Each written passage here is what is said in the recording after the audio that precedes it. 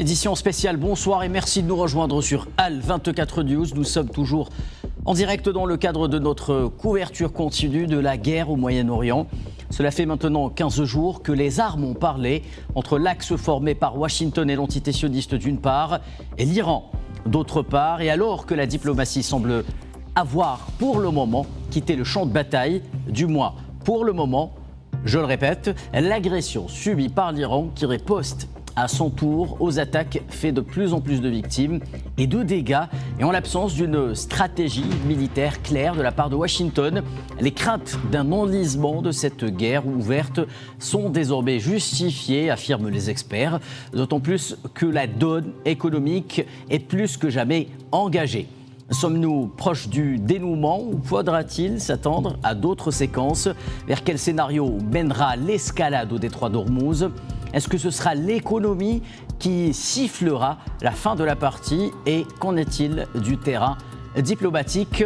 Nous allons tenter de répondre à toutes ces questions avec nos experts qui nous rejoindront ce soir de Paris, Moscou, Genève, Paris, Marseille ou encore Beyrouth dans un petit instant.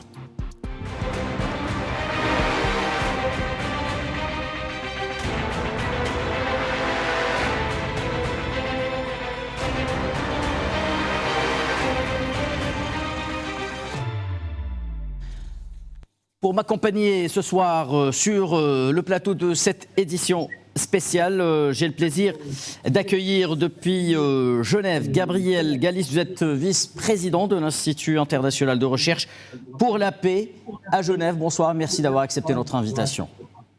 Bonsoir, monsieur Batache. Depuis Moscou, Andriy Frolov, expert auprès du Russian International Affairs Council, est avec nous. Bonsoir, monsieur Frolov. Merci d'avoir également accepté notre invitation. Monsieur Frolov. Bonsoir. Et depuis Marseille, Nazim Sini, enseignant agrégé d'économie à l'Université Aix-Marseille, est également avec nous. Bonsoir, Nazim. Merci d'avoir accepté notre invitation. Bonsoir, merci à vous pour votre invitation et je salue mes camarades sur le plateau également.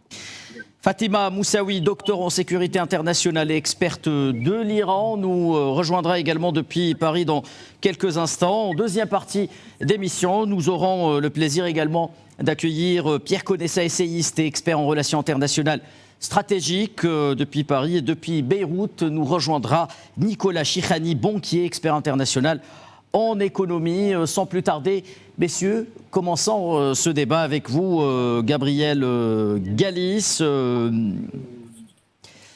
Trump a exhorté d'autres pays aujourd'hui, plutôt hier, y compris la Chine, a envoyé des navires de guerre pour sécuriser le détroit d'Ormuz. C'est par là que je vais commencer cette émission. Selon ses propres termes, il veut sécuriser le détroit d'Ormuz. S'agit-il, selon vous, d'une tentative d'extrapoler encore davantage le conflit en y mêlant d'autres puissances? Quelle est votre lecture de cette toute dernière séquence?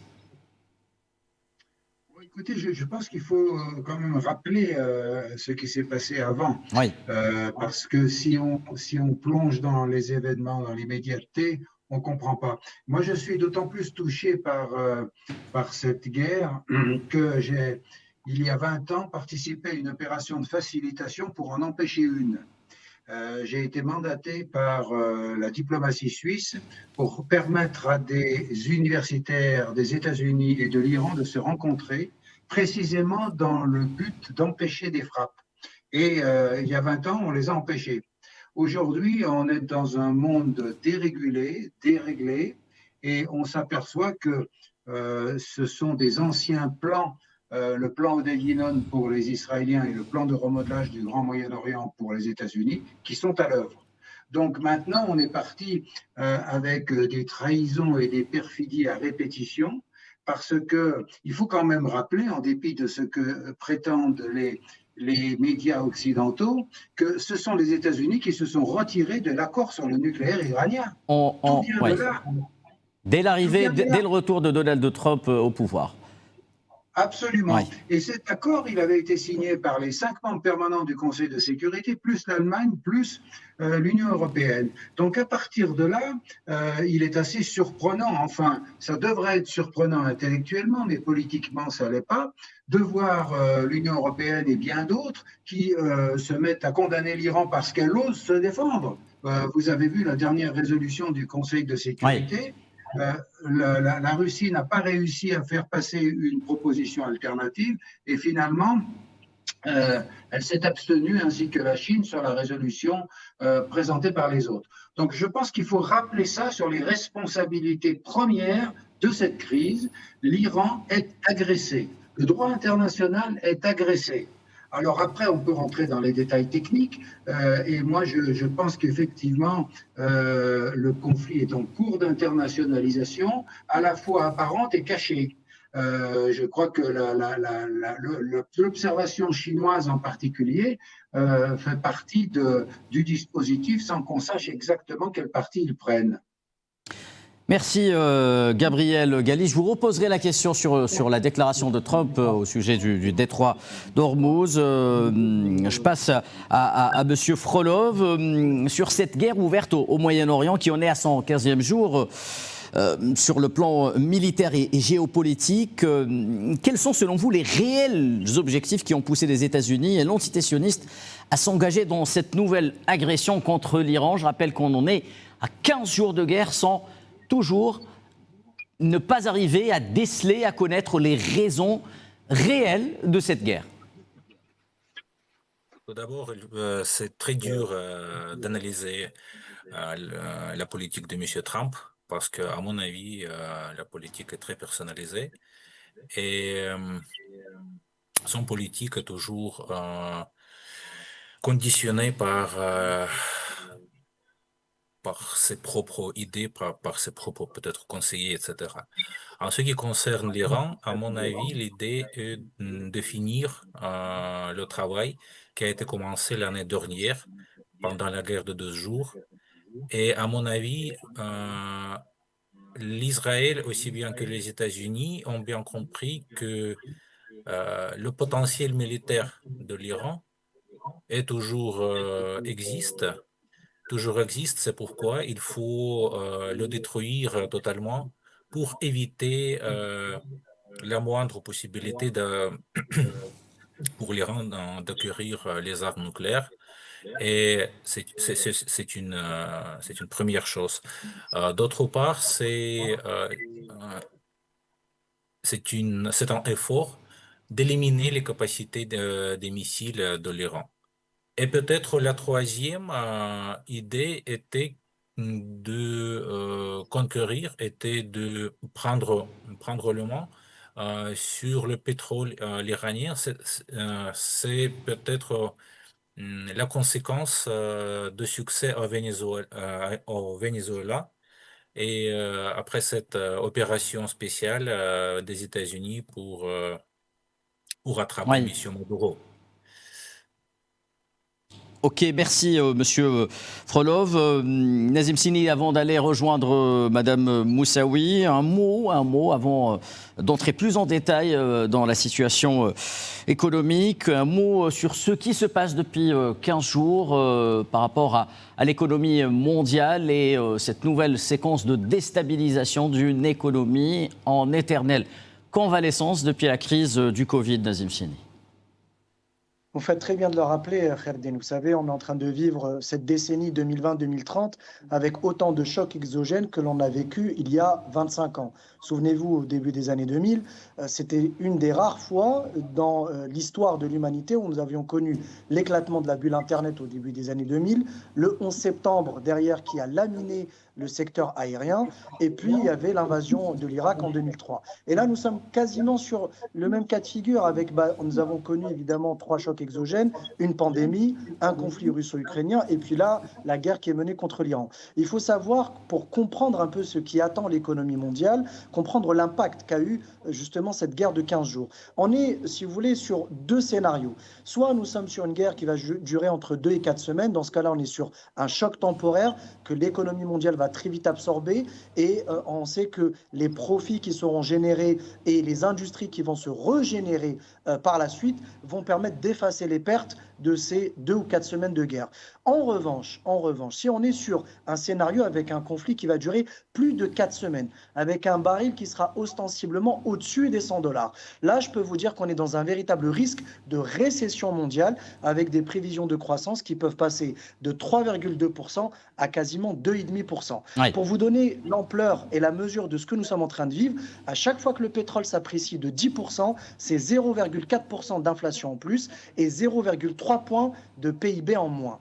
Et les pays les plus touchés, évidemment, c'est d'abord l'Asie, notamment les moteurs que sont les industries telles que l'Inde, les pays avec une très forte composante industrielle comme l'Inde, la Chine, la Corée du Sud, le Japon, qui sont tributaires à plus de 75% du pétrole qui provient de cette zone du Golfe Persique, mais également les États-Unis. Vous savez que le président Trump a été élu sur une promesse de campagne qui était celle de protéger le pouvoir d'achat des Américains, et on voit aujourd'hui déjà que le gallon d'essence est en train de progresser. Il y a un risque également d'inflation sur des produits alimentaires, sur les dérivés du pétrole, tels que le plastique, tels que certains intrants chimiques. Et évidemment, le plus gros risque pèse sur l'industrie européenne. On sait qu'un baril durablement autour de 120, 130 ou même $140, c'est carrément une réduction de la production et le retour de la stagflation, c'est-à-dire le ralentissement de la croissance et une hausse de l'inflation. Mais vous savez, je vais conclure là-dessus, Khalden, si vous me permettez, ce qui pourrait mettre un terme à la guerre, c'est tout simplement un baril à $200. Je peux vous dire que si on atteint ce chiffre symbolique, il y aura un cessez-le-feu dans les 24 heures. Merci Nazim Sini. Fatima Moussaoui, docteur en sécurité internationale, experte de l'Iran, vient de nous rejoindre. Le temps de vous annoncer que le chef d'état-major américain vient d'annoncer que les frappes seront intensifiées ce soir sur toutes les zones de l'opération. Dixit, chef d'état-major américain, qui a annoncé également la perte d'un nouvel avion ravitailleur en Irak. Fatima Moussaoui, vous êtes également doctorante en sécurité et défense affiliée à la chaire de l'ESDR 3C et vous publiez Iran's Military Power Projection and the Empowerment of Ansar Allah. Bonsoir Madame Moussaoui. Alors 15e jour depuis le début de cette guerre au Moyen-Orient. L'agression contre l'Iran se poursuit.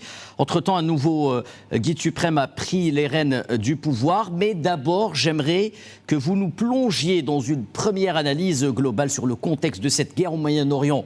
Vu d'Iran, quelle est selon vous la principale stratégie, sa principale stratégie, et quelles en sont les implications sur l'équilibre politique régional et mondial? Et c'est cela le plus important.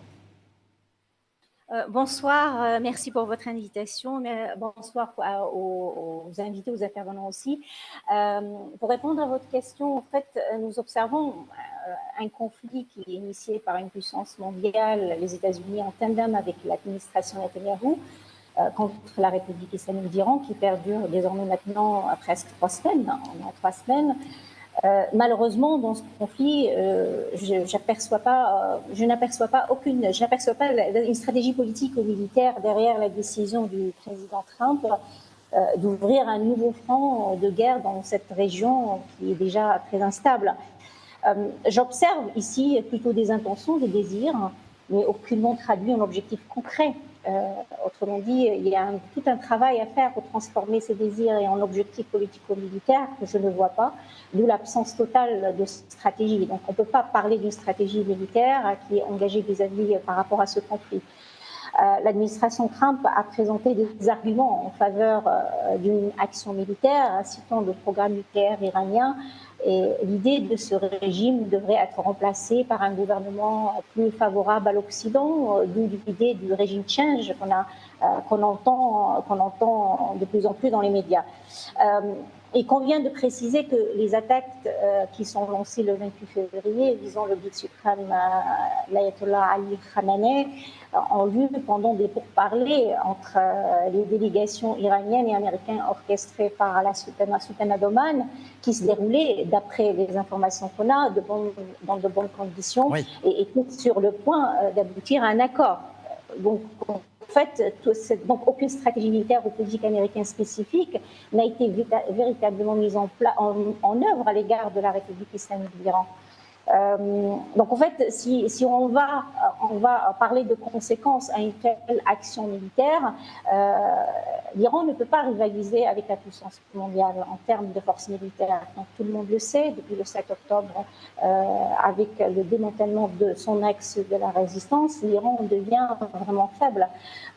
Donc au cours des 3 dernières décennies, l'Iran s'est engagé dans plusieurs guerres asymétriques. C'est ça sa stratégie. Et l'Iran s'engage dans des guerres asymétriques, oui, c'est parce qu'en fait c'est confronté aux États-Unis, en fait l'arme du faible contre le fort.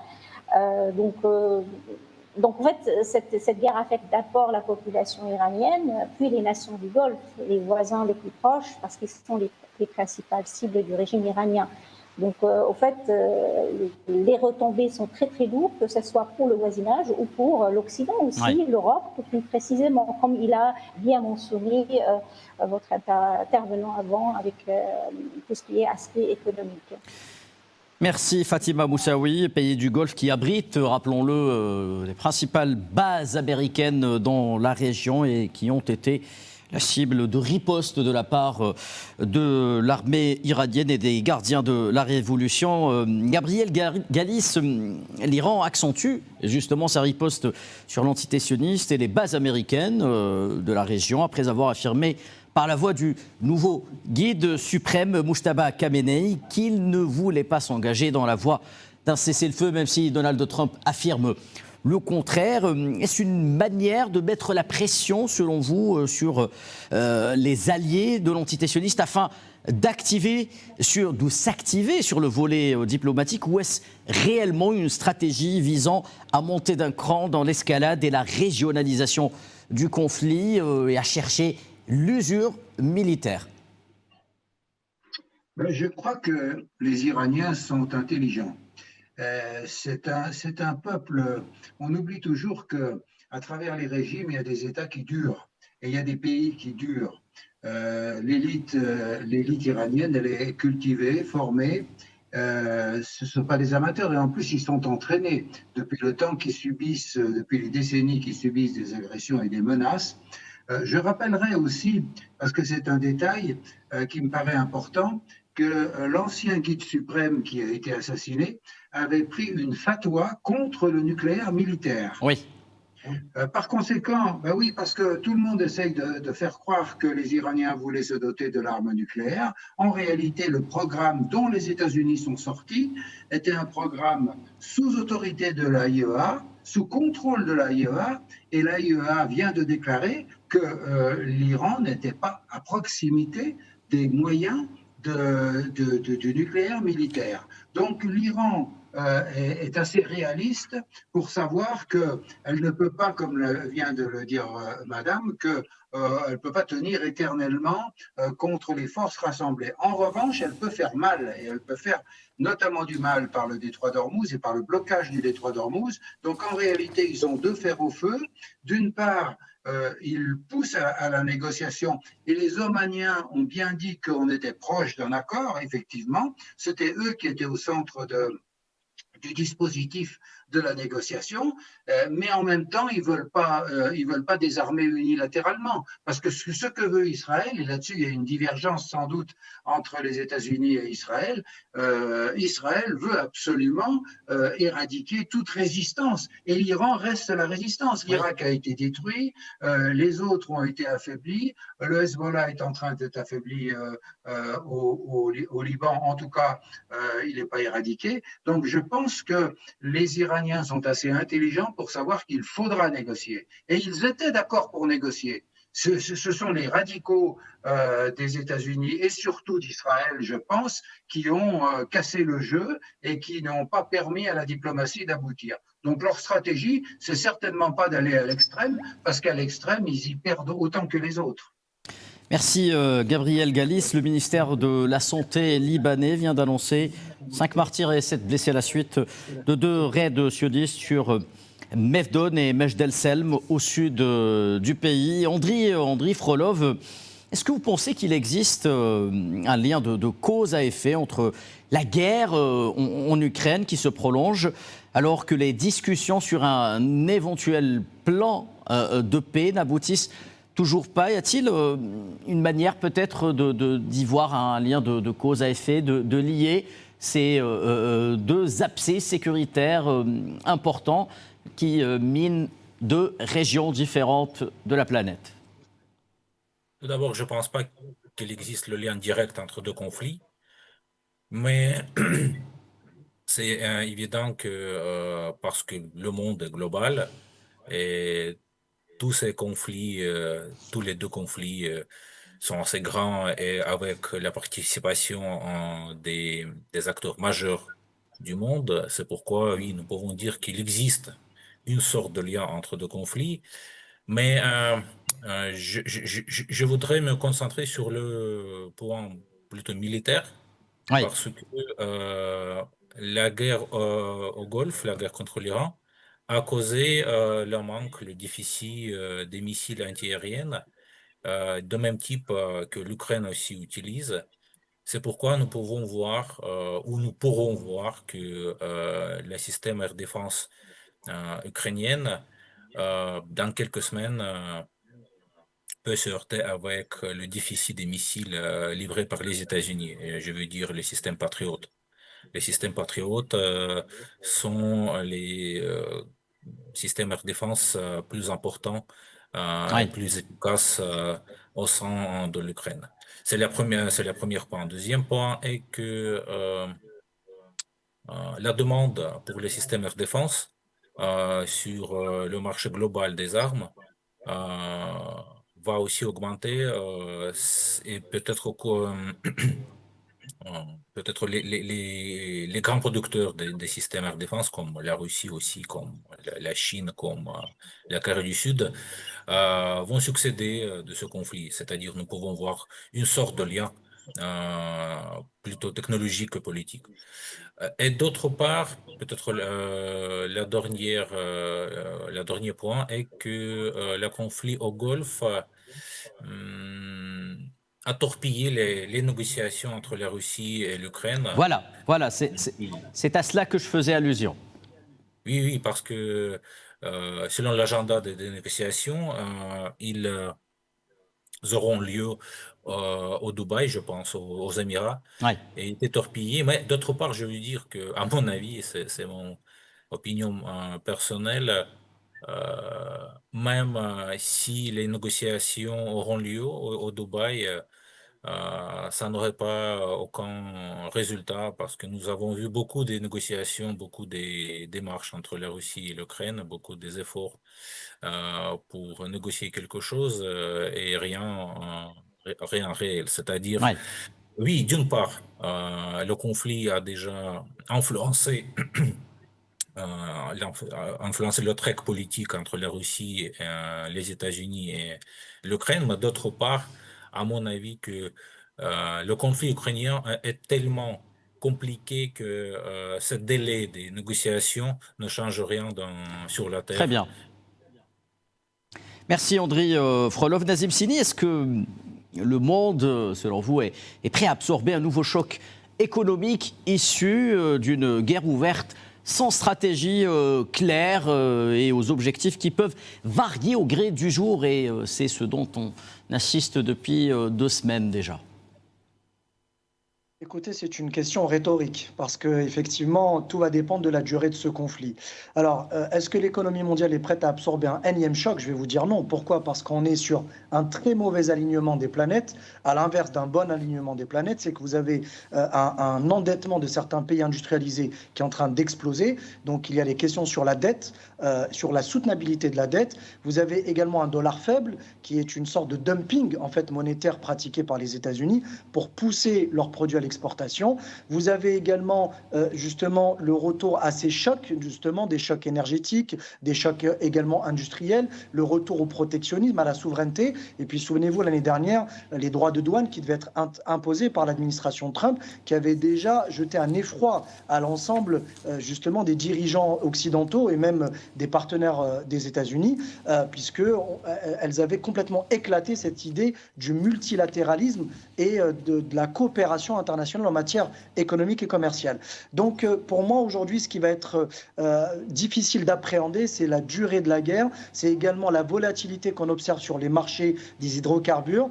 Vous avez vu que malgré l'annonce de l'AIE de déstocker justement massivement une première depuis pratiquement 30 ou 40 ans.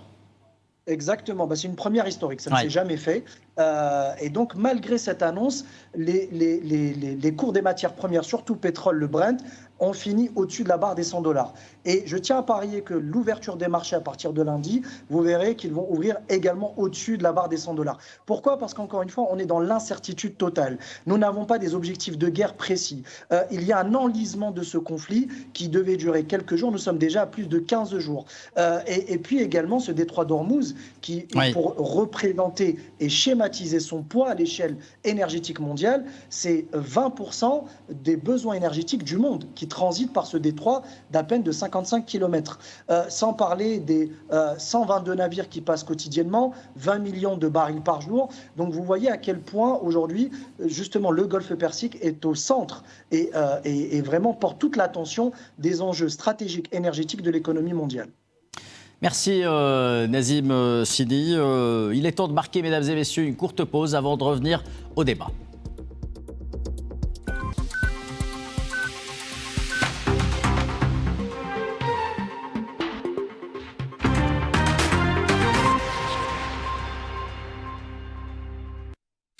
De retour sur le plateau de cette édition spéciale sur Al24 News. Nous sommes en direct pour décrypter les derniers développements de la guerre au Moyen-Orient. Madame Moussaoui, je reviens vers vous encore une fois. Sur le plan militaire, Téhéran tient bon et c'est également le cas sur le plan politique et social. Et ce, malgré, je le rappelle, un déferlement inédit de toutes sortes de propagande médiatique en Occident. Gabriel Gallis l'a précisé tantôt, favorisant un nouveau scénario de regime change dans la région. Quels sont selon vous les paramètres et les ressources de la résilience iranienne dans cette guerre et pourquoi l'Occident semble à chaque fois, je le rappelle, se tromper d'analyse en ce qui concerne le sort de ce conflit multidimensionnel? En fait, je pense que ce leadership est connu sous le nom de la ligne de l'imam, Khat al-Imam, Khomeini. Oui. Il est composé de missionnaires. Ces hommes, moi, je les qualifie de missionnaires, fortement influencés par la doctrine chiite de Wilayat al-Faqih. Et au fait, l'Occident n'arrive pas à déchiffrer qu'est-ce que ça veut dire Wilayat al-Faqih, et même, je pense que même les pays arabes. Cette doctrine se distingue par rapport, c'est des chiites, mais se distingue par rapport aux chiites minoritaires dans le monde. Donc, ils sont encore une minorité dans une minorité. Leur force réside dans la foi et leur adhésion au principe chiite des 12 imams, ainsi qu'à cette lecture de résistance face à l'injustice qui est inspirée de l'histoire d'Ali et les compagnons et les 12 imams. Ils adoptent une perspective philosophique et spirituelle qui leur permet d'exploiter les forces de résistance en accord avec leurs convictions. Oui. Ils ont élaboré une doctrine militaire connue sous le nom de défense sacrée. Elle est inspirée de cette Wilayat al-Faqih, de projet d'État. Et après, cette doctrine qui s'appelle défense sacrée a été créée après la guerre Iran-Irak pour reprendre les principes chiites. Donc les Iraniens aussi sont dotés, il ne faut pas oublier qu'ils sont dotés d'une civilisation de 3000 ans, qui demeurent fortement nationalistes et fiers de leur identité perse. Donc on oublie souvent que les Iraniens sont des Perses. Donc je crois que l'Occident ainsi que les pays arabes voisins manquent de compréhension du leadership de ce régime iranien actuel sous Wilayat al-Faqih. Car ils se basent sur leur propre cadre d'analyse, parce que les Occidentaux utilisent leurs lunettes occidentales pour analyser d'autres cultures qui sont loin de leur perspective. Et ils négligent que le fait que chaque culture a un univers distinct. Une langue, c'est un univers, une culture, c'est un univers. Donc l'Occident, qui a longtemps été dominant, c'est lui le dominant, semble avoir oublié qu'il est nécessaire de descendre de sa position privilégiée pour comprendre ceux qu'il considère comme étant de rang inférieur. Merci pour ce développement, Adam Moussaoui. Gabriel Galis, vous l'avez sûrement su, les États-Unis ont attaqué l'île de Kharg aujourd'hui, l'île qui abrite les principales infrastructures pétrolières du pays, dans un signal fort en direction de l'escalade dans cette guerre énergétique qui secoue la région actuellement. Comment pensez-vous que l'Iran réagira à cette attaque ? Mais vous avez bien fait de dire qu'il y a une dimension fortement énergétique. Et moi, je pense qu'il faut rapprocher cette agression contre l'Iran de la récente agression contre le Venezuela, parce que ces deux pays sont des fournisseurs de la Chine. Dans la tête des États-Unis, Trump l'a répété plusieurs fois, l'adversaire principal, voire l'ennemi, c'est la Chine. La Russie, c'est un marchepied vers la Chine, en réalité, pour contrôler un peu plus la marche de l'Eurasie, l'Ukraine ayant servi de levier pour affaiblir la Russie, mais le dernier rempart de l'autre côté, si vous voulez, c'est la Chine. Oui. Et il va falloir voir ce qui va se passer, parce que vous savez que le président Trump doit se rendre en visite d'État en Chine à la fin du mois. Oui, c'est ce qui est prévu. Et là, c'est capital, parce que les Chinois ne renoncent pas du tout. Ils ont un jeu évidemment habituellement subtil. La diplomatie chinoise a des principes qu'elle affirme, intangibilité des frontières et en même temps solidarité. Donc, ils ont le sens du yin et du yang qui est chevillé au corps, et ça, c'est un élément important. Moi, l'Iran et Madame Moussaoui a raison, elle est sur ces deux registres-là. Elle a d'une part renforcé sa doctrine militaire qui échappe à l'Occident. Jacques Beau, qui est un spécialiste militaire, oui, le dit très bien. Les Occidentaux ont un mal incroyable, pour ne pas dire une incapacité, à se mettre dans la tête des autres. Et les autres, ils savent le faire. Qu'ils soient chinois ou qu'ils soient iraniens ou qu'ils soient arabes, eux, ils connaissent très bien l'Occident parce qu'ils l'ont subi pendant longtemps et à différentes reprises. L'Occident est aveuglé par son hubris. L'hubris, c'est la démesure, et les Américains encore plus que les autres. Donc, je crois qu'ils vont perdre parce qu'ils n'ont pas la profondeur stratégique. Je veux dire, en termes militaires, une notion qui est importante, c'est la profondeur stratégique. Et quand on voit les profondeurs stratégiques respectives d'Israël et de l'Iran, pour rester dans la région, parce que tout n'est pas lié aux États-Unis, et on s'aperçoit que les Iraniens ont un fort avantage. Oui. Donc voilà, il faut qu'ils arrivent à gagner du temps, que ce temps, ils l'utilisent intelligemment et qu'ils fassent pression. Je crois que les agressions contre les bases militaires du Moyen-Orient, des pays des Émirats, c'est un moyen de faire pression, parce que eux aussi, ils vont dire, attendez, il y a des limites, il faut pas aller trop loin. Donc je pense qu'ils jouent sur plusieurs cartes, les Iraniens. Ils ont la carte de la pression sur leurs voisins, ils ont la carte du pétrole, et puis ils ont la carte d'un pays qui défend sa vie. Quand on est acculé à la survie, on se bat plus fortement que quand on est un conquérant qui perd de l'argent et des hommes.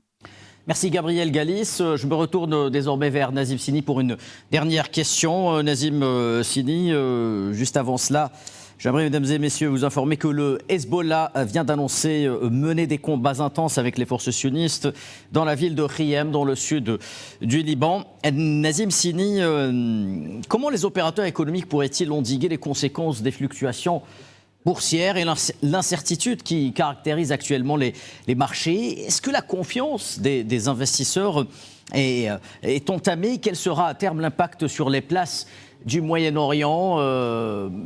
Rappelons que le contexte qui caractérise cette situation est bien entendu cette situation d'escalade au niveau énergétique et cette inquiétude qui gagne l'ensemble des marchés, notamment après l'attaque américaine aujourd'hui sur l'île de Khark. Vous faites très bien de le rappeler, Khalden. Et en fait, il ne faut pas avoir une vision court-termiste ni plutôt être centré sur, en fait, ou faire croire que c'est un conflit régional. Là, on est sur en fait, des conséquences économiques mondialisées, puisque toutes les économies sont interconnectées entre elles. La mondialisation que nous avons conçue est faite ainsi. Et aujourd'hui, effectivement, vous avez raison de rappeler que la confiance des opérateurs économiques, des entreprises, des investisseurs, mais également des analystes financiers est totalement entamée. Pourquoi? Parce qu'on est face à un mur d'incertitude. En fait, le manque de visibilité et ce brouillard qui s'est dressé face justement à l'économie mondiale ne nous permet pas de faire des prévisions, de donner une date d'arrêt du conflit ou de pouvoir voir comment vont se comporter les agents. Donc on sait qu'aujourd'hui, on assiste par exemple à une hausse de certains prix des matières premières, donc dérivés du pétrole. On sait qu'il va y avoir une inflation alimentaire également. On sait que par exemple le secteur du transport aérien va être durablement impacté pour les mois à venir. Mais aujourd'hui, ce qui est très important de rappeler, c'est que même si la guerre a démarré pour des raisons idéologiques, elle se terminera pour des motifs économiques. Pourquoi? Parce que vous voyez qu'aujourd'hui, l'administration Trump est tenue par 3 limites, ce que j'appellerais les limites de Trump. La première, c'est une limite politique. Vous savez qu'il y a les élections de mi-mandat, les midterms, en novembre, oui, et qui vont coûter très cher au président Trump. Il y a une limite budgétaire, puisqu'on sait qu'aujourd'hui, l'effort de guerre américain coûte $1 milliard aux contribuables. Il y a également une limite économique, puisqu'on sait qu'actuellement, un conflit qui s'enlise et qui risque de durer plusieurs semaines va non seulement entamer la croissance mondiale, mais également la croissance économique américaine, qui, rappelons-le, aussi entre 2 et 2,2%. Donc insuffisant pour absorber le chômage, créer de la valeur ajoutée et relancer justement l'industrie américaine. Donc c'est pour vous dire que ce conflit, pour moi, le véritable enjeu, il est exclusivement, à mon sens, économique. Encore une fois, je vous ai dit, l'ensemble des protagonistes et belligérants vont avoir les yeux rivés sur les cours des matières premières. Et pour moi, le véritable seuil sera si l'on atteindrait ce fameux baril à $150. Et je pense qu'à ce moment-là, on réfléchira très sérieusement à mettre un terme à ce conflit. Merci Nazim Sini. Je rappelle que vous êtes enseignant agrégé d'économie à l'Université Aix-Marseille pour tous ces éclairages et à très bientôt. Merci à vous. Je continue avec vous, Madame Moussaoui, plutôt avec Gabriel Galis, en attendant de rétablir la liaison avec Madame Moussaoui. Gabriel Galis, des médias américains ont rapporté hier que l'armée américaine va déployer des troupes du corps des marines et des navires supplémentaires au Moyen-Orient. Est-ce que cela signifie, selon vous, que l'on s'achemine tout droit vers un enlisement du conflit pour atteindre d'autres régions, d'autres pays, notamment pas très loin de l'Iran, si vous voyez ce que je veux dire? Oui, je crois que si on envoie des marines, il risque d'y avoir une opération terrestre, parce que c'est l'échéance ensuite. Alors, ça peut se passer sous forme de commando limité, ça peut se passer sous forme plus importante, et là, les États-Unis s'exposent à l'enlisement. Je crois que l'Iran a fait des avertissements assez sérieux sur cette hypothèse-là. Je crois que les gardiens de la révolution sont sur leur terrain et ils risquent de causer des dommages importants.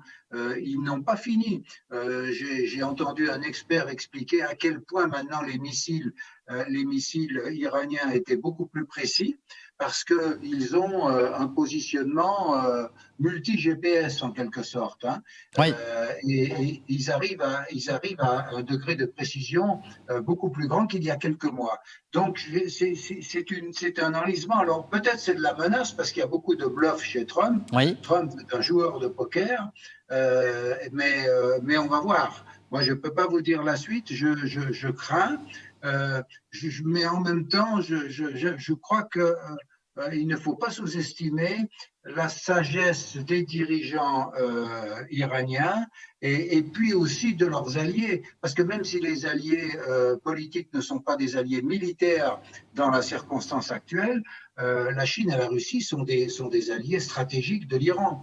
Donc, il est clair que d'une façon ou d'une autre, ils agissent. Oman, à mon avis, va reprendre l'initiative diplomatique parce que les Omaniens ont été floués par la perfidie des États-Unis qui consiste à attaquer quand on négocie. C'est du jamais vu, ça. Oui. C'est du jamais vu en matière de droit international et il faut souligner que c'est quand même une aggravation, un coup de couteau, un coup de canif supplémentaire dans le droit international, un cran de plus dans les distorsions qui ont été apportées. Voilà ce qu'on peut dire aujourd'hui, mais malheureusement, je ne peux pas prédire la suite. Je reste avec vous, Gabriel Gallis. L'ONU avertit que la fermeture du détroit d'Ormuz pourrait avoir des répercussions sur les opérations humanitaires. Une réaction sur cette annonce alors que les Nations Unies, après 15 jours de guerre, restent complètement absents et loin d'un quelconque rôle dans cette guerre, si ce n'est nous parler d'un risque sur les opérations humanitaires. N'y aurait-il pas une certaine dissonance par rapport à ce qui se passe sur le terrain et par rapport à la gravité de la situation, en absence totale d'un quelconque recours pour l'instant à ce que prévoit le droit international dans ce genre de conflit et de guerre? Mais bien sûr, mais l'ONU est hors jeu. L'ONU s'est suicidée à Gaza.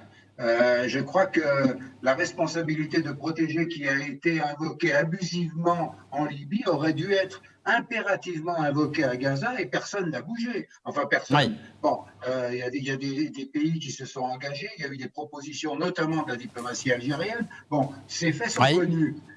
Mais maintenant, avec l'Iran, c'est une caricature de plus, puisque la proposition russe au Conseil de sécurité n'ayant pas été retenue, c'est une motion occidentale qui demande à l'Iran de se retenir.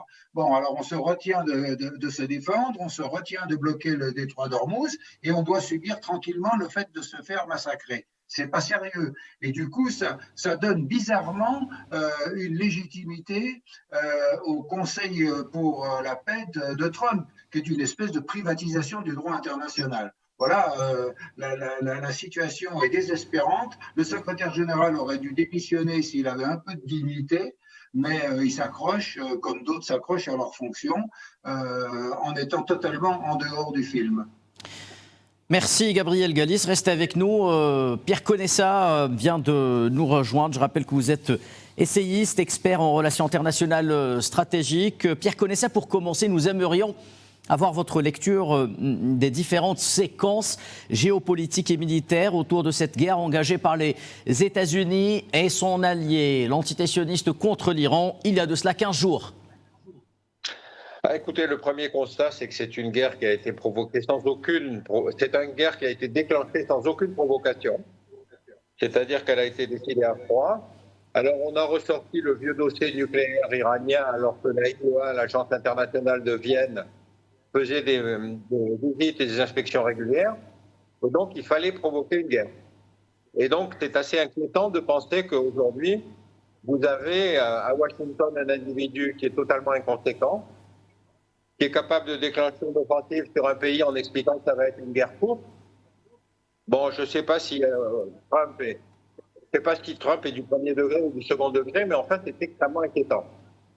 Pour ce qui concerne Netanyahou, je tiens simplement à faire remarquer que Netanyahou est un radical, juif, intégriste. Il a toujours pensé qu'il voulait le grand Israël. Et donc, on a affaire à deux personnes qui sont extrêmement inquiétantes. Il n'y a pas que les dirigeants iraniens, si vous voulez, dans l'asile de fous qu'on est en train de vivre. Merci Pierre Conessa. Autre question peut-être rapidement sur l'armement qui a été utilisé pour l'instant. Où en est-on d'après vous en matière de stock? La rhétorique américaine sous-entend que les capacités iraniennes ont été détruites à 100%.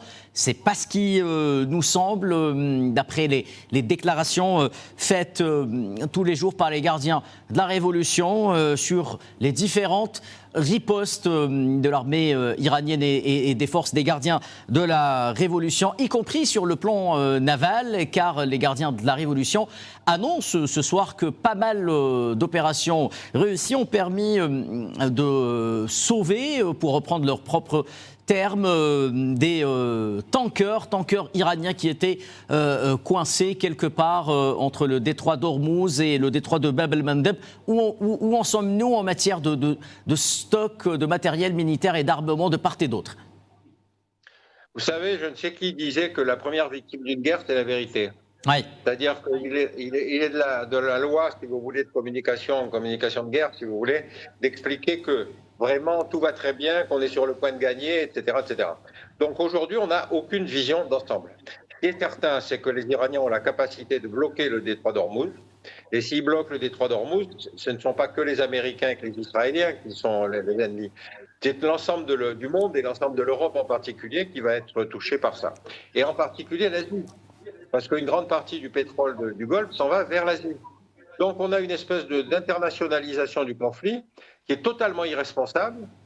Encore une fois, guerre déclenchée par Trump et par Netanyahou. Merci Pierre Conessa, restez avec nous. Andriy Frolov, je reviens vers vous à Moscou. Est-ce que la redondance des conflits militaires dans la région du Moyen-Orient pourrait-elle accélérer un certain processus de recomposition géopolitique au niveau mondial et quelle en est la position de la Russie par rapport à ces développements, elle qui est engagée dans un autre conflit depuis pratiquement 4 ans pour l'instant, un conflit qui a pour protagoniste les États-Unis de manière indirecte? D'abord, à mon avis, pour la Russie maintenant, la question principale, c'est la résolution de crise ukrainienne.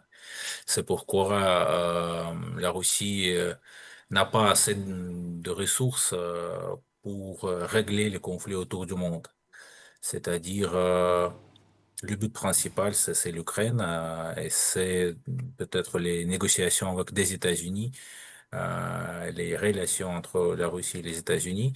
En ce qui concerne les conflits mondiaux et reconfiguration du système mondial, en Russie, il existe pour l'instant une sorte de vue à propos du système global qui existe aujourd'hui, c'est néocolonialisme. La Russie lutte toujours contre le colonialisme euh, dans toutes les sortes de ce phénomène.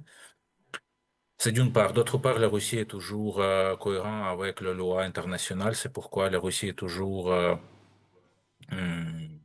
pense et appelle aux lois internationales et à l'ONU. C'est-à-dire la Russie toujours pense à l'ONU et à l'ordre mondial qui existait pendant 70 ans. Andriy Frolov, vous dites que la Russie n'a pas assez de ressources à consacrer au règlement de ce conflit au Moyen-Orient.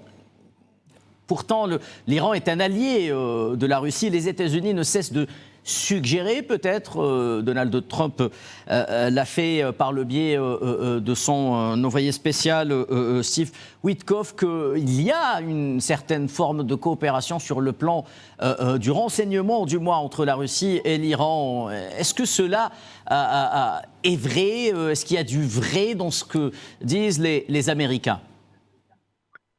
Alors, vous voyez que toutes les questions qui sont liées avec le renseignement et les services secrets, pour les experts, c'est l'énigme. Nous pouvons juste faire des suppositions, etc. À mon avis, il existe une sorte de coopération au domaine de sécurité et militaire entre la Russie et l'Iran, mais l'accent est fait sur les questions, à mon avis, les militaro-techniques, c'est-à-dire les changements des technologies, les changements des pièces, les changements des armements, etc. Nous voyons que la Russie utilise les drones qui sont très similaires aux Shahed. L'Iran est toujours un importateur un importateur principal des équipements militaires russes, etc., peut-être il existe une sorte des échanges des infos, peut-être des infos de renseignement, parce que la Russie a des bases en Syrie, il est possible que la Russie peut donner les infos à propos des vols israéliens ou les États-Unis dans leur région. Merci Andriy Frolov pour toutes vos réponses. Je rappelle que vous êtes membre du Russian Institute, plutôt expert auprès du Russian International Affairs Council. Vous étiez avec nous en direct de Moscou. À très bientôt. Monsieur Frolov, je reviens vers vous, Pierre Conessa. Washington et son allié sioniste semblent, au nom d'une nouvelle doctrine des relations internationales ayant pour seul chapitre, cette fois-ci, un bellicisme à toute épreuve, faire de la recomposition géopolitique du Moyen-Orient un véritable credo. Il s'agit d'un processus qui semble s'inscrire sur le temps long. Alors comment expliquer cette forme d'accélération soudaine de cet agenda ? Moi, je n'ai pas l'impression que ça s'inscrive dans le temps long. J'ai l'impression, au contraire, que Trump est capable de prendre une décision en se levant chaque matin.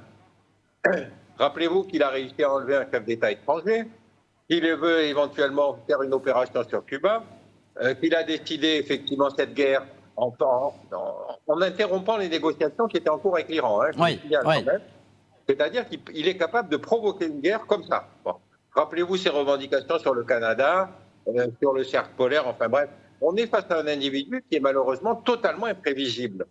Et effectivement, je pense que Netanyahou est un type qui a compris comment Trump fonctionnait et qu'il est parfaitement capable de le manipuler en lui disant « mais vous comprenez, l'Amérique a des responsabilités, vous ne pouvez pas, etc. etc. » Trump, il lui reste 2 ans de mandat. Bon, vous pensez bien qu'il va vouloir marquer l'histoire, enfin tel que je comprends le personnage. Donc, il est capable de faire n'importe quoi. Gabriel Galis, j'aimerais également avoir votre avis sur la question. Oui, ben, comme le dit Pierre Conessa, il est difficile de prévoir l'imprévisible Trump, d'autant qu'il est en fait l'objet de pressions contradictoires. On sait que dans son entourage, tous ne sont pas sur la même longueur d'onde. En particulier, le vice-président Vance, on dit qu'il était défavorable à une intervention en Iran. Peut-être parce qu'il est un peu plus sensé, un peu plus animal à sang-froid. Je crois qu'une partie de la difficulté, c'est d'abord de mesurer les influences respectives autour de Trump. Ou bien peut-être Gabriel Galis parce qu'il a pensé que cette guerre mènerait les républicains tout droit vers une défaite aux élections des midterms en novembre prochain. Pour différentes raisons. Je crois qu'il y a les échéances électorales, mais pas forcément. Je crois qu'il a une vision plus cadrée des choses. Hein. Ça ne veut pas dire qu'elle est juste, mais elle est cadrée. Alors que Trump n'est pas cadré. Il dit une chose et son contraire. Il dit qu'il veut le prix Nobel de la paix, et quand on ne lui donne pas, il dit puisqu'on ne me donne pas le prix Nobel, je ne vais plus m'occuper de la paix. Bon, c'est des enfantillages d'une cour de récréation d'école primaire et encore. Bon, et puis là derrière, il y a l'autre inconnu, c'est Israël. C'est-à-dire, dans ce jeu compliqué, il ne faut quand même pas oublier qu'il y a un certain nombre de sénateurs des États-Unis qui ont la nationalité israélienne. Et on ne sait pas exactement qui tient l'autre dans cette affaire. C'est clair que Netanyahou et sa bande sont allés pousser Trump. D'ailleurs, Netanyahou s'en est vanté. Il a dit j'ai réussi cette fois à engager les États-Unis contre l'Iran, alors que ça faisait des décennies qu'il essayait. Donc le jeu est compliqué. Tout n'est pas entre les mains des Américains, et quand bien même les Américains décideraient de s'arrêter, les Israéliens continueraient d'autres manœuvres de sabotage autrement. Ils ne sont pas à court d'imagination. Donc on est effectivement avec beaucoup d'imprévisibilité, et l'imprévisibilité, c'est dangereux pour la sécurité et pour l'économie. Merci Gabriel Galis. Pierre Conessa, alors l'ordre à chaos, l'ordre par le chaos, c'est une expression qui revient peut-être souvent pour tenter d'expliquer des guerres qui n'ont pas forcément une explication sur le plan stratégique au départ, si ce n'est de chambouler un ordre mondial, j'y reviens, j'insiste dessus, au détriment d'un autre. Nous y sommes cette fois-ci, Pierre Conessa, à votre avis. C'est bien de l'ordo ab chaos, ce dont on assiste au Moyen-Orient? Il faut reprendre les grandes caractéristiques du nouveau contexte stratégique. En 92, quand disparaît l'URSS, si vous voulez, toute la matrice bipolaire sur laquelle on avait fonctionné disparaît.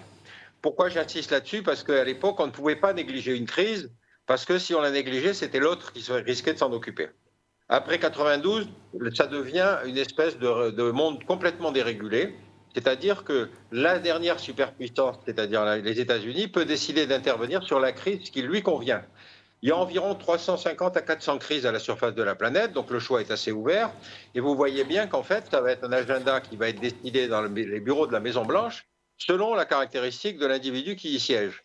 Je vous rappelle que Trump se fait élire en disant « Moi, je ne suis pas un belliciste, je ne suis pas comme mes prédécesseurs, je ne veux pas faire la guerre ». Or, il a fait que ça dans son deuxième mandat. Donc, encore une fois, on est sur quelque chose qui est malheureusement totalement imprévisible. Et encore une fois, on n'est même plus dans une espèce de... Vous savez, à l'époque où on avait encore un cadre stratégique conceptuel qui était l'Est-Ouest, aujourd'hui, comment voulez-vous expliquer qu'il ait enlevé le chef d'État du Venezuela, qui décide tout à coup la guerre comme ça contre l'Iran sans aucune justification particulière, et qui s'étonne que l'Iran se défende en tapant avec les moyens qu'il a, c'est-à-dire sur les pays de la région et sur les bases américaines. Donc, je crois qu'effectivement, on a malheureusement un monde qui est complètement dérégulé, si vous voulez, totalement désordonné. Et c'est une logique de la puissance en croyant que le moyen militaire est le moyen de résoudre les crises. C'est ce que croit Trump. Je crois que ces militaires sont beaucoup moins bellicistes que lui.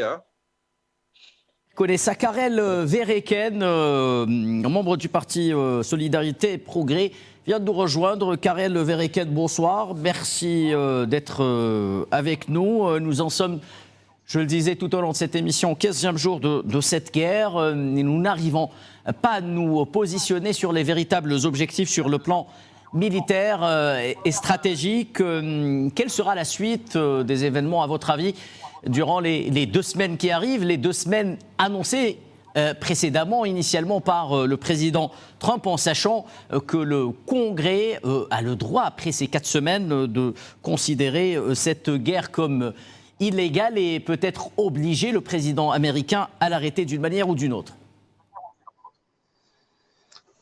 Alors, je pense qu'il faut... Bonsoir d'abord, merci pour cette invitation.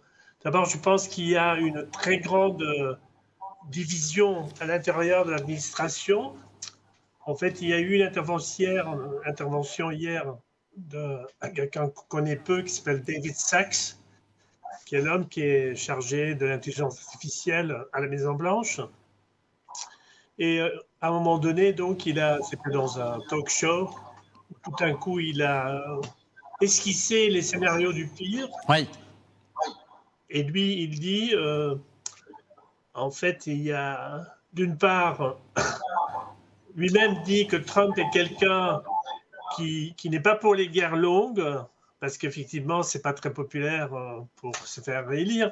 Et il a été élu donc contre les guerres éternelles, mais il aime bien les opérations coup de poing au blitzkrieg, comme on l'a vu au Venezuela, etc. Mais une guerre longue, donc il y a toute une partie, y compris du Parti républicain, qui veut quand même se faire réélire dans les élections de mi-mandat, qui est pour que Trump tout de suite annonce qu'il a gagné. Bon, c'est ce qu'il annonce tous les jours. Depuis une semaine, il dit qu'il a gagné, tout en appelant la planète entière à venir le sauver. Mais la question, c'est qu'effectivement, les Iraniens, donc, s'ils peuvent tenir dans le temps, ils vont émerger en fait comme ils vont changer complètement la carte de la région, parce qu'ils emporteront une sorte de... Et même sans aviation, même sans marine, ils ont mis tout sur les missiles, sur les drones, et sur la révolution des drones et la révolution des missiles hypersoniques. C'est quelque chose qu'on a totalement sous-estimé. Mais donc David Sachs, pour revenir sur lui, il y a encore pire. Pour lui, c'est le pire, c'est que si jamais on commence à frapper les infrastructures iraniennes, évidemment, il y aura une riposte, parce qu'il y a toujours une réponse. Et l'Iran pourrait aussi, par exemple, s'attaquer aux usines de dessalement. Alors, il y en a des centaines dans la région. Et il y a 100 millions de personnes qui dépendent du dessalement de l'eau de mer. Donc, si on attaque ces installations, bon, la région deviendra quasiment inhabitable. En plus, ce que dit David Sacks, si Israël est complètement détruit, bien sûr, on ne peut pas exclure que, dans le désespoir, que Israël peut utiliser une bombe sale ou une bombe nucléaire tactique qui peut effectivement nous conduire au pire. Donc, Trump, à mon avis, je pense que le facteur économique, c'est-à-dire un baril de pétrole qui va passer à 150, à 200 ou même au-dessus. Deuxièmement, donc, la destruction de tous les pays du Golfe qui étaient supposés d'investir massivement dans l'intelligence artificielle aux États-Unis fait que comme quelqu'un comme David Sacks qui est proche de J.D. Vance, comme vous l'avez dit, il a été très très silencieux. Mais là, en fait, à travers Sacks, c'est J.D. Vance et Peter Thiel qui parlent et qui disent un truc, à un moment donné, il va falloir dire qu'on a gagné, faire ses valises et rentrer à la maison. Parfait. Parce que... Je vous écoute. Terminez votre propos, Karel Veriken. Oui, donc je pense que c'est le moment où, par exemple, l'Inde pourrait, et malheureusement la France ne peut plus jouer ce rôle parce que nous sommes dans l'OTAN, donc nous ne pouvons pas du tout prétendre qu'on est un intermédiaire crédible, puisqu'il faut être hors du conflit, il ne faut pas être lié aux belligérants. Mais par exemple, peut-être il y a quelqu'un comme le colonel McGregor a suggéré, par exemple, que l'Inde, qui a des bonnes relations maintenant de nouveau avec l'Iran, malgré tout ce qui a précédé, et qui pourrait jouer un rôle d'intermédiaire pour arriver à un accord, mais ce sera les Iraniens décideront à quel moment la guerre sera arrêtée. Ce ne sera pas M. Trump, comme on le dit à BFM. Oui. Ce n'est pas lui qui va décider à quel moment la guerre sera arrêtée. Ce sera une décision iranienne avec des conditions iraniennes où le minimum sera le retour au respect. Merci Karel Veriken, restez avec nous. Nicolas Chichani, banquier, expert international en économie, vient de nous rejoindre en direct depuis Beyrouth, au Liban. Monsieur Chichani, bonsoir. Avant d'évoquer avec vous les dossiers économiques, quelle est la situation ce soir à Beyrouth? L'on annonce de part et d'autre de nouvelles attaques d'agression sioniste sur le sud du pays. Faites-nous rapidement une photographie de la situation sécuritaire du Liban au moment où nous nous parlons.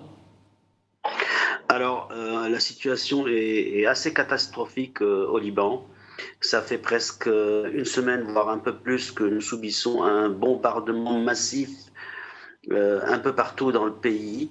À Beyrouth, ils visent essentiellement la banlieue sud et ça a fait déjà plusieurs centaines de blessés et plusieurs centaines de morts aussi.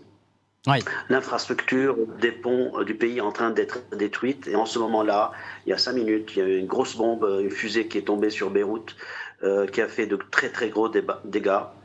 De plus, depuis 1 heure ou 2, il y a des combats au sud du Liban sur la frontière israélienne. Oui, ça a été annoncé par le Hezbollah, oui. Voilà. Notamment dans la ville de Khayyam. Tout à fait, dans le Khayyam. C'est une ville assez importante pour l'armée israélienne à prendre et pour l'instant, ils ont échoué complètement.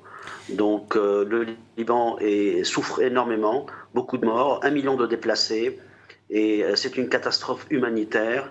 Nous ne méritons pas ça. Voilà.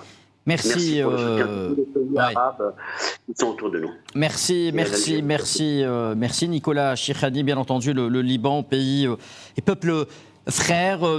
Parlons d'économie à présent. Que disent les derniers indicateurs, Nicolas Chichani, de la situation au niveau de la croissance, de l'inflation? Les indices boursiers sont très significatifs. Ils restent très sensibles à la moindre évolution de la situation sur le plan militaire, particulièrement s'agissant de l'énergie, pas uniquement le pétrole, mais également le gaz, des matières premières et notamment de la marine marchande dont il va falloir s'occuper tôt ou tard, Nicolas Chichani. Alors, moi, je voudrais déjà être d'accord avec votre invité qui parlait en fait d'une guerre où l'Iran va pouvoir mettre en fait ses règles à la fin pour résoudre le conflit. Mais entre-temps, je pense que cette guerre a été très mal pensée, mal étudiée, stratégiquement mal développée. Et c'est une grosse erreur stratégique pour les États-Unis. J'ai peur que la guerre iranienne ne soit l'équivalent de ce qu'est l'Ukraine pour la Russie. Donc nous sommes dans un conflit aujourd'hui mondial. Oui. On peut dire d'une guerre, peut-être troisième guerre mondiale ou pas. Nous ne l'espérons pas. Un conflit mondial. Nous ne l'espérons pas, Oui. mais c'est pas loin, c'est pas loin. Si le conflit dure plus d'un mois, on est en plein dedans, puisqu'en fait toutes les puissances mondiales y participent de manière directe ou indirecte. Donc ce qui se passe aujourd'hui, c'est que les Iraniens, d'après ce qu'on voit, avaient prévu ces scénarios depuis bien longtemps. Et on a déjà vu qu'aucun bombardement n'a jamais fait tomber un pays. Jamais. Donc encore une erreur stratégique de la part des Américains. Alors, qu'est-ce qui se passe aujourd'hui sur l'économie mondiale? Aujourd'hui, les Iraniens sont en train d'utiliser des stratégies de défense assez complexes, notamment en fait une contre-attaque ou une défense économique. C'est-à-dire, aujourd'hui, depuis près de 10 jours à peu près, ils sont en train de bombarder les bases américaines dans les pays du Golfe. Ces bases américaines représentent une menace pour eux, mais en même temps, ce que fait l'Iran, c'est des pressions sur les pays arabes pour les obliger à pousser les États-Unis à arrêter cette guerre. Pourquoi? Parce qu'une bombe dans un pays comme Dubaï va détruire la confiance des investisseurs dans ce pays et bien sûr la peur des étrangers qui représentent 70% de la population du pays. Donc aujourd'hui, cette guerre économique a touché en fait Dubaï, Qatar, Bahreïn, même l'Arabie Saoudite ce soir. Et c'est une catastrophe pour toute la région. Est-ce qu'il y a la menace directe d'une fuite des capitaux de ces places boursières des pays du Golfe, à votre avis? C'est un très bon point. C'est un très bon point, M. Nasreddine Khaireddine. Aujourd'hui, il y a à peu près 1500 milliards de dollars investis dans les pays arabes. Des actifs souverains d'une valeur de 4000 milliards de dollars. Si aujourd'hui cette guerre continue, ce qu'on appelle le risque pays va augmenter. Donc les investissements qui avaient été calculés sur une rentabilité, un weighted average of capital d'un risque pays X va exploser. Le risque pays va exploser et ces investissements ne seront plus rentables. Donc il va y avoir des faillites des fonds d'investissement. 1. 2. On a peur de tout ce qui est liquidité. Oui. Quand il y a un pays en guerre, les gens commencent à retirer de l'argent des banques. Est-ce que les banques sont assez solides aujourd'hui dans la région pour supporter un choc de liquidité, même si ces banques font des scénarios, de ce qu'on appelle des stress scénarios suivant les règles de Bâle, une extraction massive de liquidité due à une force majeure qui est la guerre peut mettre en danger en fait le secteur bancaire. 2. Les assurances. Le coût de l'assurance, la prime d'assurance va augmenter partout. À tous les niveaux, que ce soit au niveau du transport, au niveau des appartements, au niveau de toute chose qui peut être assurée. Et ça va créer une inflation folle. Que serait-ce de la stabilité de la monnaie? Alors là, c'est le plus grand danger. Aujourd'hui, la plupart des monnaies du Golfe sont payées au dollar, plus ou moins. Si cette guerre continue, il faut faire attention. Une variation minimale du PEG sur la monnaie est 5 fois plus compliquée et plus dangereuse qu'une volatilité des marchés financiers de la région et du monde. Donc nous sommes dans une turbulence, ce qu'on appelle un turmoil en anglais, une turbulence totale des économies de cette région. Pour l'instant, c'est-à-dire au jour le jour, les effets sont visibles, mais pas catastrophiques, mais une crise économique n'arrive pas de manière lente, elle est comme ça, puis ça tombe brusquement. Donc il faut faire très attention, il faut que les banques centrales locales puissent assurer en fait une liquidité et stabiliser la monnaie. Merci. Et s'assurer que les banques sont capables de souvenir aux besoins du consommateur. Merci Nicolas Chichani. On va donner le dernier mot à Gabriel Galis pour pouvoir le libérer. Il est avec nous depuis le début de cette émission. Gabriel Galis, le dernier mot par rapport à cette guerre. À quoi vous vous attendez durant les jours à venir? Très brièvement, rapidement, s'il vous plaît.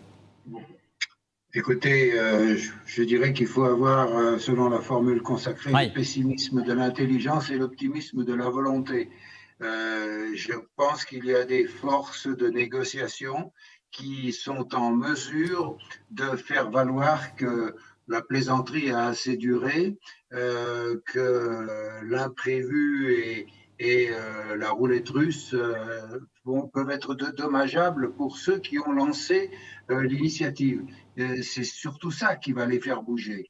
Donc, c'est la crainte. Je pense pas que la raison les fasse bouger, mais la crainte peut les faire bouger. Et les gens raisonnables qui peuvent s'activer, qu'ils soient indiens, qu'ils soient omanais, qu'ils soient d'autres, peuvent faire bouger les choses. Voilà. Merci infiniment. Merci infiniment, Gabriel Galis, d'avoir été des nôtres ce soir. Je rappelle, vous êtes vice-président de l'Institut international de recherche pour la paix à Genève. À très bientôt, Gabriel Galis. Fatima Moussaoui devrait nous rejoindre dans quelques instants. En attendant, je reviens vers vous, Pierre Conessa. J'aimerais avoir votre avis sur la situation économique, Pierre Conessa. Est-ce que les États-Unis seraient prêts à engager l'économie mondiale dans ce conflit au détriment de la stabilité de l'ensemble de la planète, je le rappelle, convalescente sur le plan économique depuis de longues années, pratiquement 6 ou 7 depuis le déclenchement de la crise Covid? Je vais juste vous donner un point d'information. Je publie dans quelques semaines un livre qui s'appelle « Petit traité de géopolitique pour les vraiment nuls et les décideurs politiques ». Je pense que je vais en envoyer un exemplaire à Trump. Parce que vous avez là l'exemple de choses que j'ai vécues quand j'étais au ministère de la Défense, c'est-à-dire que depuis la disparition de l'URSS, les hommes politiques ne raisonnent plus avec le contexte stratégique, ils raisonnent en se disant si je fais ci ou si je fais ça, est-ce que je suis réélu. C'est-à-dire que l'horizon politique s'est complètement rétréci. Et donc, penser que Trump est capable de penser à l'impact économique de ce qu'il est en train de faire me paraît lui donner une dimension intellectuelle qu'il n'a pas. Il n'a pas, il n'a pas été formé pour ça. Il a hérité d'une fortune qu'il a fait fructifier. Il a été une première fois au pouvoir, mais il a été battu. Et quand il revient au pouvoir une deuxième fois, il se révèle belliciste alors qu'il a été élu comme pacifiste. Oui.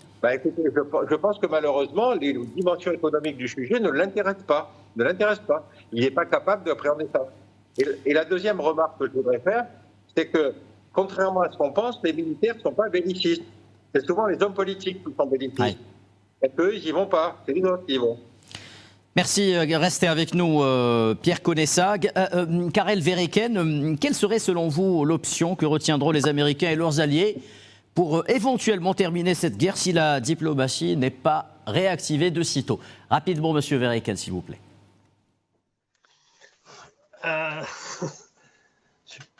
Je pense qu'il faut...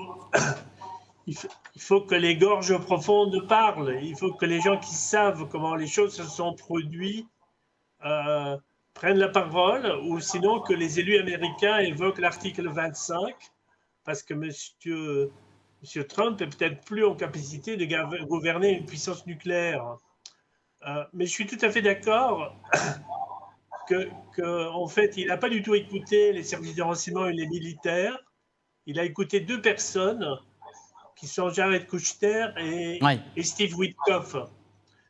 Alors, ce qu'il faut savoir, c'est que Jared Kushner, j'ai fait une enquête là-dessus que vous pouvez lire sur le site de Solidarité et Progrès, en fait, travaille avec 2017 directement avec Tony Blair. C'est Tony Blair qui a organisé en grande partie les accords d'Abraham, parce qu'il était l'envoyé du quartet pour la paix, soi-disant, au Proche-Orient.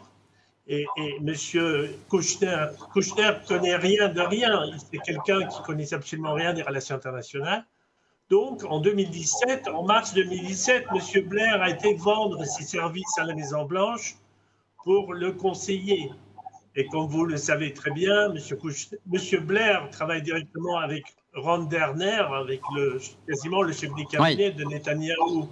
Donc, à travers ces canaux anglais et israéliens, qui ont joué sur les sionistes chrétiens, qui sont quand même 40 millions aux États-Unis, hein, et qui pensent que les Palestiniens n'existent pas, et que c'est écrit dans la Bible qu'il faut faire le grand Israël, vous avez en fait des messianiques. Les fous de Dieu ne sont pas à Téhéran, hein, les fous de Dieu, ils sont à Washington. Et ça, il faut le dire.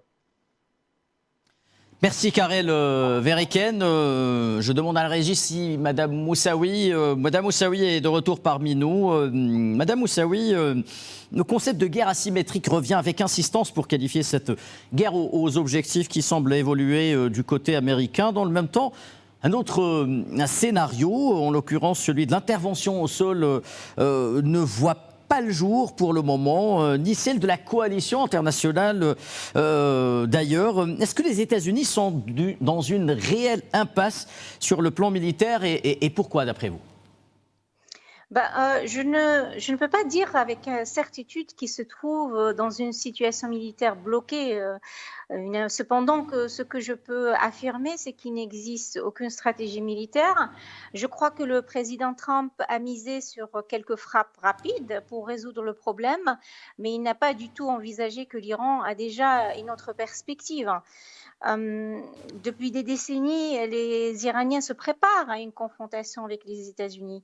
La guerre Iran-Irak, qui a duré 8 ans, a servi d'exercice efficace pour élaborer une stratégie militaire sérieuse, un investissement dans une industrie militaire et a mené à l'établissement de milices en tant qu'extension de leur projection de puissance militaire.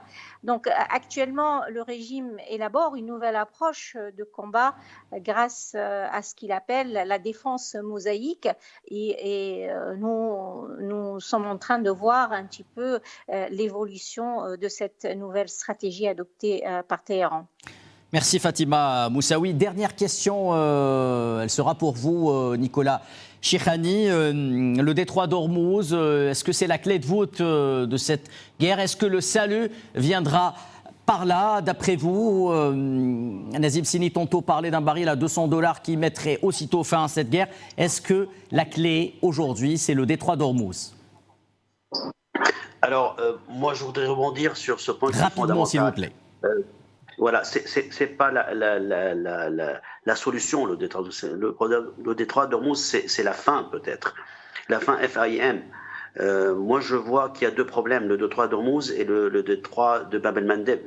Oui. Le détroit d'Ormuz représente 20% de la consommation mondiale, 30% du commerce maritime, 25% du gaz naturel liquéfié. Bab el-Mandeb, c'est 30% du trafic maritime dans le canal du Suez et 12% du commerce maritime. Donc c'est très très très grave ce qui se passe. Aujourd'hui, le détroit d'Ormuz est en danger. Il est complètement arrêté. Presque aucun pétrolier ne passe. Le prix du pétrole est en train de hausser. On s'attend à ce qu'il monte à $150. Déjà, dans les pompes aux États-Unis, le prix a haussé. En Europe aussi. C'est une inflation qui peut augmenter de 1 à 2 points dans le monde et ralentir bien sûr la croissance économique un peu partout. Donc aujourd'hui, il est impératif de débloquer le détroit d'Ormuz et de protéger le détroit de Bab el-Mandeb. Vous savez que les plus grandes puissances ont des bases militaires à Djibouti.